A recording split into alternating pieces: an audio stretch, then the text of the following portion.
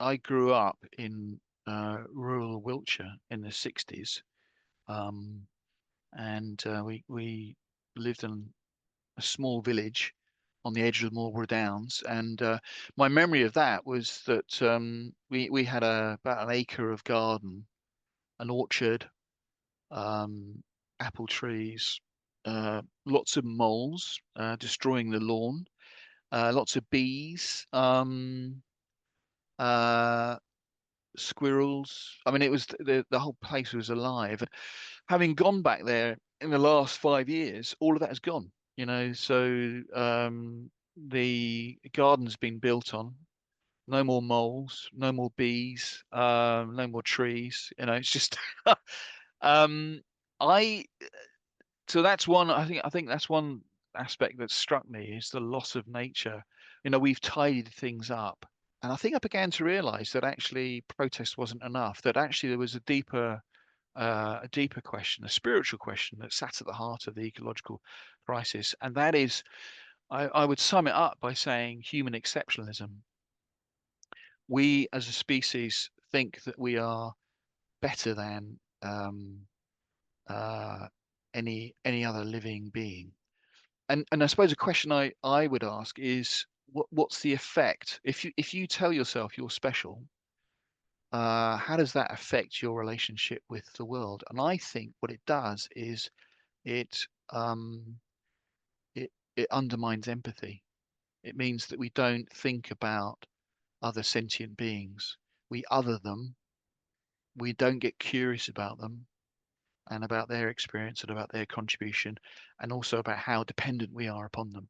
So protest isn't enough. I think we need to radically shift our spirituality, our way of relating to the world. Do you think, for example, that things like the rise in anxiety and depression and so forth is related to this separation from nature and otherness? Yeah, definitely, definitely. I mean, I think the way we're heading is it's only going to get worse because in a way, what we're doing is we're denying something quite fundamental, and that is we are animal. We are animals. A lot of the metaphors we use are mechanical, are computational, and they bear no real relationship to the reality of who we are and our relationship with nature and with the earth. AI is fascinating, and I'm sure it has so many possibilities. But I think what is rather sad about it is um, there's such a tremendous interest in the potentiality of AI, and yet I'm not seeing any interest in the intelligence of beings who've lived on this earth for millions of years. Like the intelligence of dolphins or whales or orca or corvids, crows or ravens. And there's stories about I think he was called Otto, a uh, an octopus held in an aquarium in, I think it was Coburg, Germany, and he in the aquarium the lights kept on going, it kept on shorting, and it meant that the filters weren't working, the lights weren't working, and after about 2 or 3 nights of this happening, the zoo um, what you call them, the zookeepers decided what they would do is they would camp down in the aquarium overnight and try and work out what was going on here. When they camped down, what they realized was that this octopus was climbing out of his uh, tank and then squirting water at a light that was above him because he wanted to sleep and the light was disturbing his sleep. So that he realized, if I squirt water at it, that will short it and that will turn the lights out.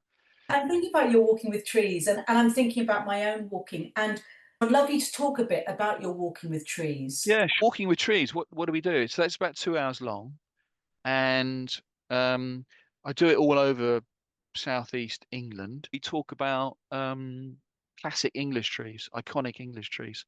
So like we talk about oaks, ash, yew, hawthorn, and others.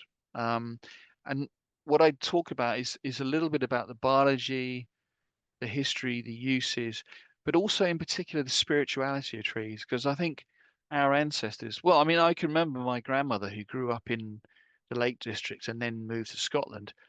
She was very in touch with the spirituality of a tree. You know, so an oak is a symbol of strength, of courage, of hospitality. Um, Whereas an ash perhaps is much taller.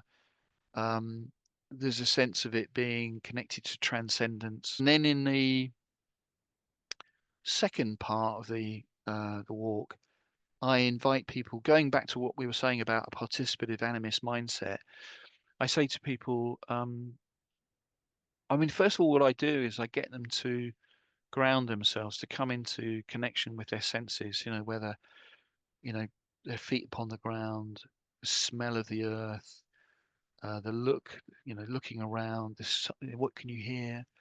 And then I invite them to think about maybe an opportunity or a question or a dilemma they're facing in their lives. I don't ask them to share it, it's personal. And then I say to them, go out and go on a wander, go on a pilgrimage, and find a tree that speaks to you. Don't think too much, just if you're drawn to a tree. And then before you go into its boundaries, just pause and ask its permission. So in other words, treat the tree as living, as alive, as sentient. So step into that animist mindset.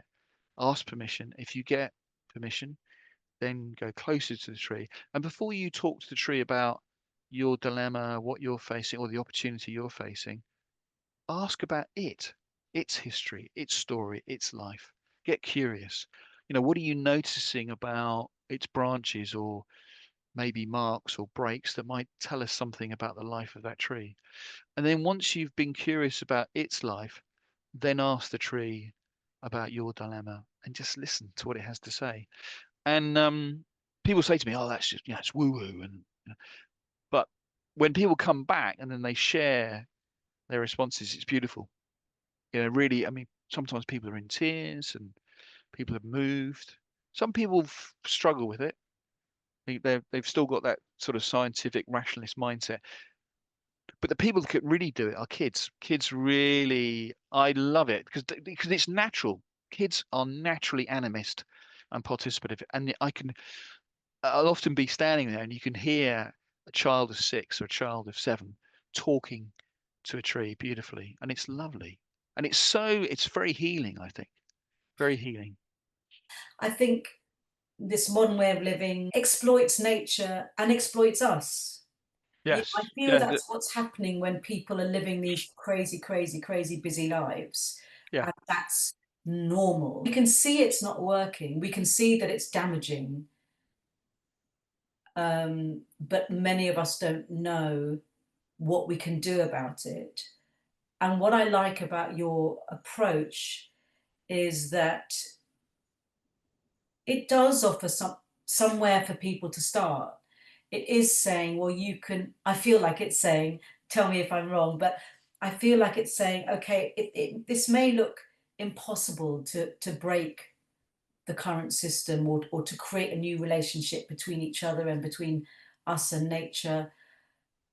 But here's something you can do, just you, or maybe you and a friend, or maybe you and your family, or maybe you'll start to be more people.